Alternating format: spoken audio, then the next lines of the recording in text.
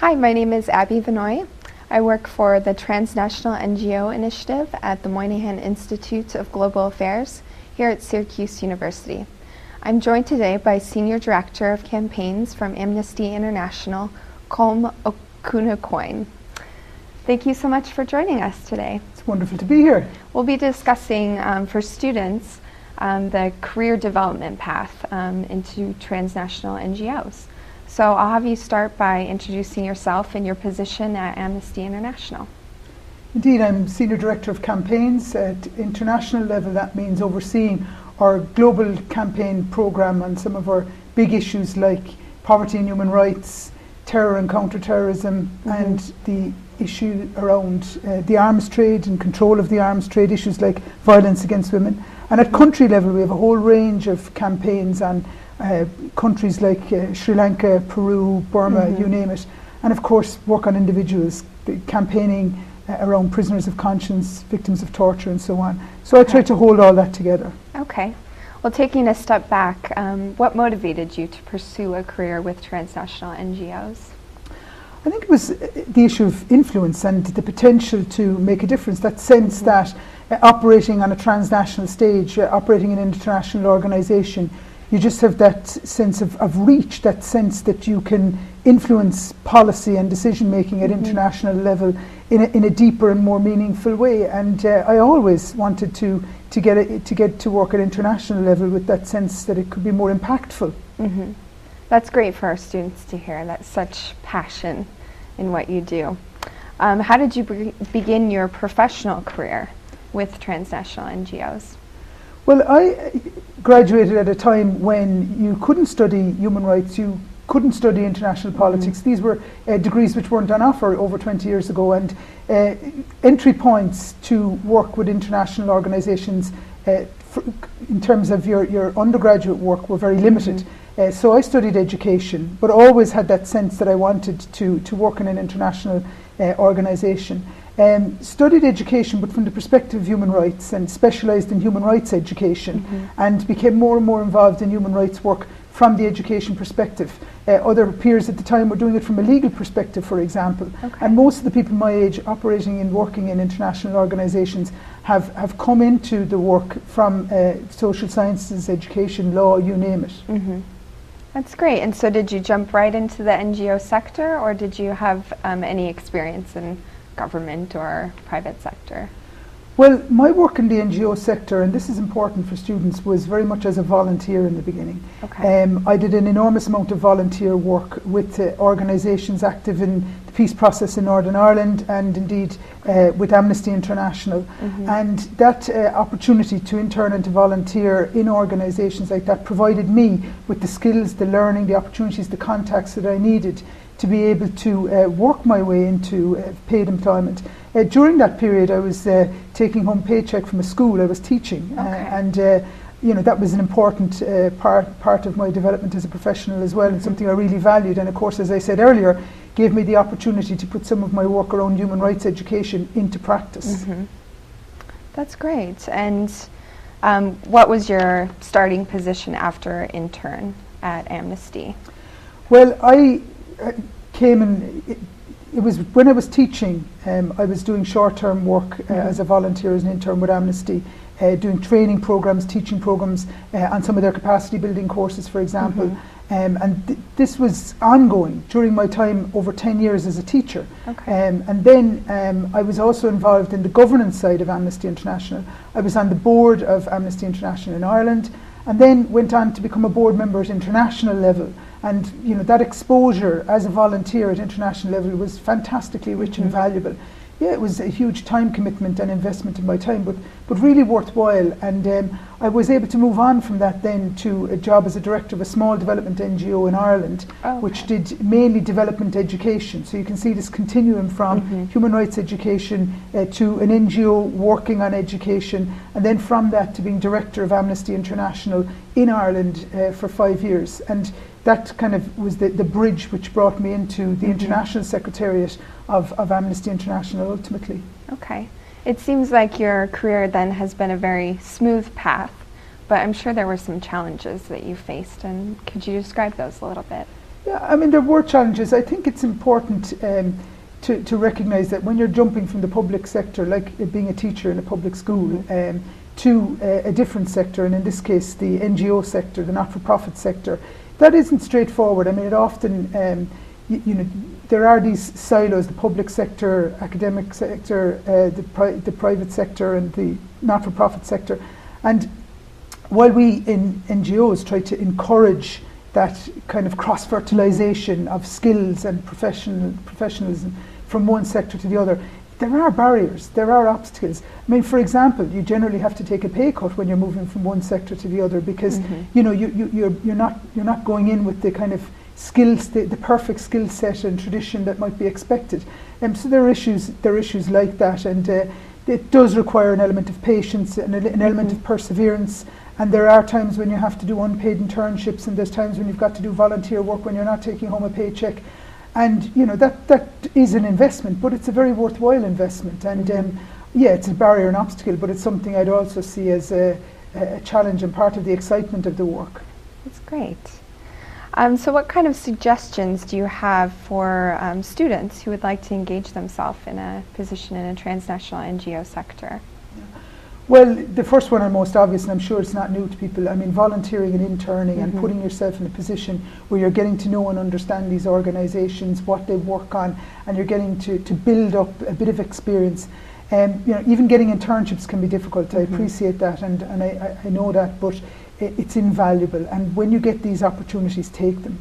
There really are the first stepping stones. And in big international NGOs, there's a huge reliance on volunteer contribution and volunteer involvement. And if you happen to have the resources to move to live close to some of the headquarters of big NGOs in cities like New York or Washington, London, Geneva, Johannesburg, if you can locate in one of those cities for a couple of months and volunteer, even if it's only in the post room, I mean, that kind of experience, as basic as it may seem, is a starting point. And you'd find a very high percentage of staff in the headquarters of organisations like the Amnesty Internationals and the Human Rights Watches have started off as volunteers in those organisations. And if you're in there as a volunteer, remember, you're hearing about those short-term assignments. You're picking up the word about these 2, 3, 5-week assignments where somebody's needed to do a specific piece of work. And if you're there and you hear about it and you get one of those contracts, that does start you off in a very concrete way towards a career in international human rights work or international development work. Okay. And because we're based here at a school, what kind of classes would you recommend that students take before working in a transnational NGO? Well, the more you can focus on international issues, international politics and international trends, the better. I mean, demonstrating that knowledge and understanding of international issues, whether it's in the area of economics, the area of politics, the area of climate and environment, the area of human rights, development, any courses you can take which are going to add to your knowledge base and your understanding of international issues are going to be extremely valuable. The other issue is opportunities to learn and understand other cultures and other languages and how they how people in other countries work and understand things. The sense that there are multiple perspectives on any problem at international level. And the more you can deepen your understanding of those cultural, linguistic and pluralist dimensions to problems, the better. So diversity is a huge issue, and sometimes that isn't necessarily something you can learn in a course. It's when you can do it through your extension work. Get out there into the field, get out there to take every opportunity to travel and visit as part of the courses you're taking. That's great advice for our students. Some students would wonder what it is exactly that you do on a day-to-day basis. If you could kind of describe what a morning to evening would be if you were at the offices in London.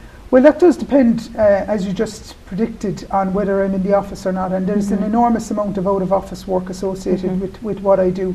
So I'm going to talk about that on two levels. I mean, when you're in the office, Amnesty International's headquarters is a very big office. We've got 400 people in our headquarters in London, and we've got several other offices around the world. And the face-to-face contact with staff is hugely important. So I've oversight for about 80 projects, 80 campaign projects. That's a lot of project teams.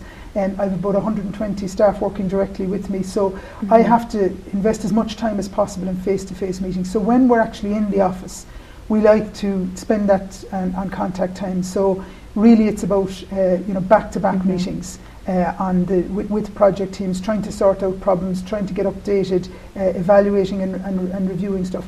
Then there's also the corporate management stuff. I mean, I am a member of the senior management team of Amnesty. There's 5 of us. We have overall responsibility for managing the organisation, and it's a very interdependent group. So even though I'm not directly responsible for communications or for financial management, I have part of the collective responsibility. So there's a lot of time spent in management meetings and in corporate meetings.